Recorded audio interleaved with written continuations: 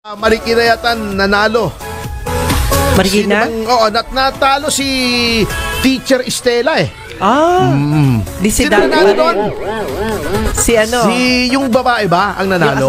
Yung asawa. Ni Marcy. Opo. Si Marcy ba nanalo ng Congress? O panalo, mag-asawa? Ayun. Maayos yung mga yon. Kilala ko yung mga yon. Opo. Matitino, God-fearing yun eh.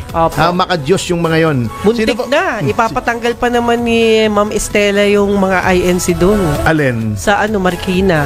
Ayun na nangyari sa kanya. Pagigiba daw niya yun. Etong kay Kadan, nangangahulugan lamang na nakikita mo yung puwersa ng Iglesia ni Cristo. Opo. Kasi sabi ni Secretary Larry Gadon sa kanyang mga analysis, wala daw pagkukunan ng boto si Dan Marcoleta eh. Totoo yun. Di mali. Di ba? Nagkamali. Nagkamali siya ng analysis niya. Hindi na siya pwedeng mag-analyze. Oo. Naging analysis na lang. Okay. Uy? Ano nangyari? Uy? Ano nangyari? Anyway, speaking of puwet, si Dan Fernandez, pangatlo. Si Dan Fer. Nanalo siya sa kanya. Talo! Talo. Pangatlo. Ano bang kung tatlong gobernador, panalo siya. Isa lang. Talo. Oo nga naman. Hindi naman parang konsel yan, di ba? Pag ang konsel, 6 daw sa first. Ayan ang mga notable na natalo, si Dan Fernandez. Hindi niya nag-google na matatalo siya. Ay, kaya pala sinagad niya na. Sinagad niya na yung trabaho niya nung last time. Ay, ganun ba yun? Para at least masyado siyang exposed. Oo, exposed. Hindi naman nakatulong sa kanya. Alam mo, baka nag-backfire pa sa kanya yun eh, na masyadong maangas siya. Di ba? Congratulations kay Maring Sol Aragones. Wow! Siya nanalo sa Laguna. Di ba? Tama. Ayan. Sino pa bang mga nanalo?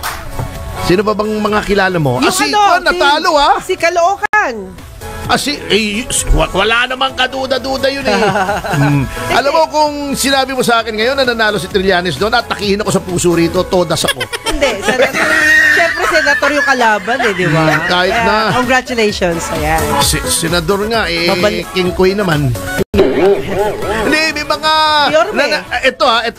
May mga nananalong senador na hindi kailanman nananalo sa local. Di ba pinag-usapan natin yan noong isang episode natin. Yes. Oo. Katulad ni Bong Revilla, nananalong senador yan, hindi nanalong sa lokal. Yeah. Nanalo vice governor. Bago governor natalo. Yan si Ping Lacson, palabanin mo sa Cavite yan, di mananalo yan. Hindi siya kilala.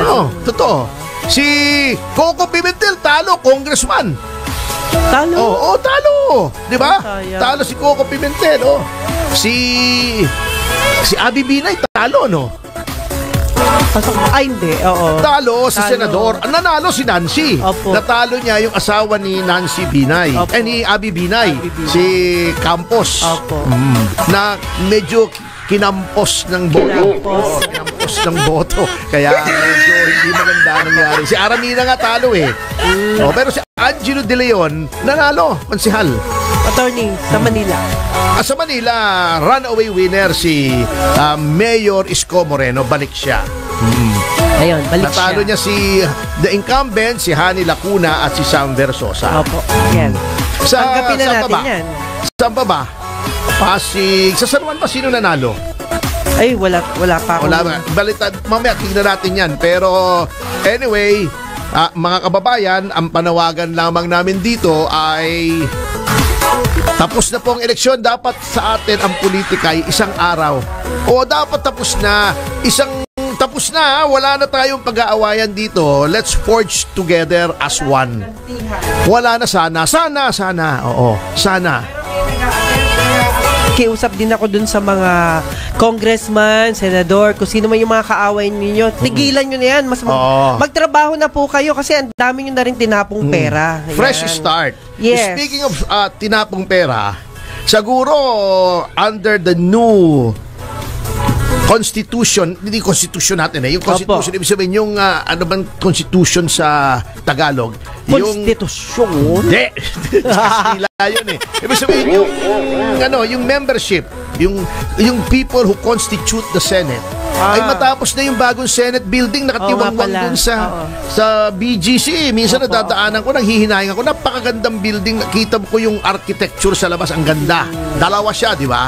Bago, ewan ko kung gawa na yung tulay, hindi ko masyadong makita, medyo madilim nung dumaan ako. Walang ilaw eh. Yes. Pero mukhang walang gumagawa eh. Hindi, may gagamitin na yan.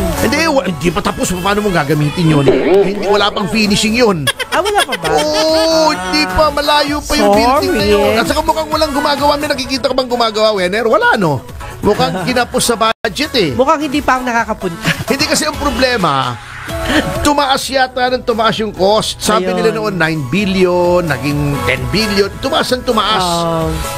Alam mo naman sa ang daming pondo na i-divert sa AKAP right after natanggal si Pangulong Marcos Sr. sa pwesto. 5 lang. Yung under the 86 Constitution. ang natatandaan ko, naging senador, si Juan Ponce Enrile yata.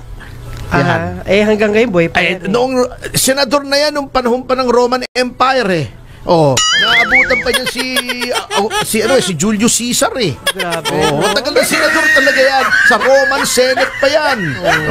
Di ba? Malolos Republic, kasama na yan. Lahat, ang dami. Di ba? Noong siya pa nga yung gumawa ng diary nung digmaan ni Magellan sa kanila Lapu-Lapu. Nag-notes pa siya ron. Drawing pa niya. Wala pa kasing cellphone noon na may camera eh. Drawing pa niya yung labanan. Na mabigat. Si Siga.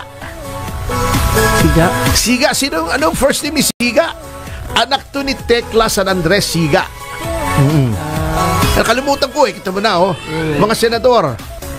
Sino pa ba? Si Erap naging senador. Kaya lang, kilala natin si Erap dahil naging presidente siya. Hanggat buhay, kilala yan. Merong saging na saba, paborito ni Laila de Lima. Sinabi naman may nag-testify. Hindi tayo nagbibiro, di ba? Nag-testify yung isang driver nila. Pagka nag-out of town daw si De Lima at saka si Dayan. Bumibili sila sa gas station ng saging na saba. Bago yung si Ronnie Dayan, sinusubo niya yung saging na saba niya kay Laila de Lima. Di ba? Doon tayo nagkakilala. Pati ba naman yung subuan na yun na to? Nasa hearing yun. Di ba? Kaya noon, nung umattend ako ako nakilala. Binigyan ko ng saging na saba. Sa saging. Attorney anyway. Sige. Pwede na ba? Okay na ako. Eto, napakarami nating mga YouTubers ngayon. Isang tamakmak. Sabi ni Cathy Morcillos, ang tawa daw niya. Sabi ni Bixby, tama daw yung survey sa Laguna. Taga Laguna siguro tong si Bixby. Lagi daw naman poor third si Dan Fernandez. Pero hindi niya na-google yun Sabi ni Lenny 78 Trillanes, talo, haha, wag nyo naman ganyan. Kawawa naman, ibig sabihin, nasasaktan na nga yung mga tao.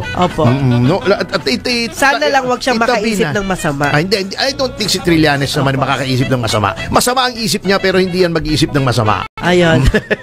Kung ano-ano lang yan. Pero wala akong alam na ginawang violence naman yan. Pwera lang yung naghamonan silang suntukan ni Alan Peter. Doon sa Senado. Di ba? Tatlo sila magsuntukan doon. Buti na Dalawa yun bago si Kwan. Sino ba yun? Yung kalaban ni Zubiri. Sino ba yung muntik na sila magsuntukan?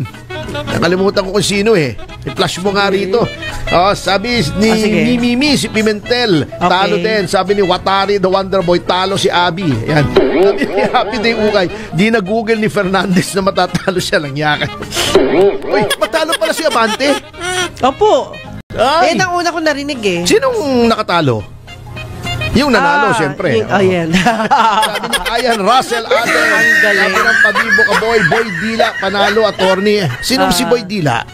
Boy Dila? Sino ba si Boy Dila? Di ba si Abante yun, yung lumabas ng Dila? Sino ba yung si Boy Dila?